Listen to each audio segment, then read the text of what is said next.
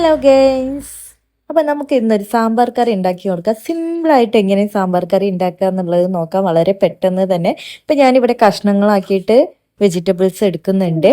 നമ്മുടെ channel subscribe ചെയ്യാത്ത ആരെങ്കിലും ഉണ്ടെങ്കിൽ ഒന്ന് സബ്സ്ക്രൈബ് ചെയ്ത് സപ്പോർട്ട് ചെയ്യണേ. ടൊമാറ്റോയും കൂടെ ഞാൻ കട്ട് ചെയ്തിട്ട് കൊടുക്കുന്നുണ്ട്, പിന്നെ പുളി കാര്യങ്ങളൊക്കെ കിട്ടാൻ വേണ്ടിയിട്ടാണ്. പിന്നെ ഞാൻ 10 രൂപയുടെ സാമ്പാർ പൗഡറാണ് ഞാൻ ആഡ് ചെയ്യുന്നത്. അത് മുഴുവനായിട്ട് തന്നെ നമ്മൾ ഇട്ട് കൊടുക്കണം. അപ്പോൾ അതിൽ തന്നെ ജീരകം കാര്യങ്ങളും എല്ലാം അടങ്ങിയിട്ടുണ്ട്. സോ നമ്മൾ പ്രത്യേകിച്ച് വേറെ ഒന്നും ആഡ് ചെയ്യേണ്ട ആവശ്യം വരുന്നില്ല. ചെറിയ ജീരകം വേണമെന്നുള്ളവർക്ക് ചേർക്കാവുന്നതാണ് കേട്ടോ. അപ്പോൾ അതിൻ്റെ ഫ്ലേവർ എന്ന് പറയുന്നത് തമിഴ്നാട് സ്റ്റൈലിലുള്ള ഒരു ഫ്ലേവർ ആയിരിക്കും വരുന്നത്. സോ ഞാനിവിടെ ജീരകം ചേർക്കുന്നില്ല, പിന്നെ കുറച്ച് പരിപ്പ് ചേർക്കുന്നുണ്ട്.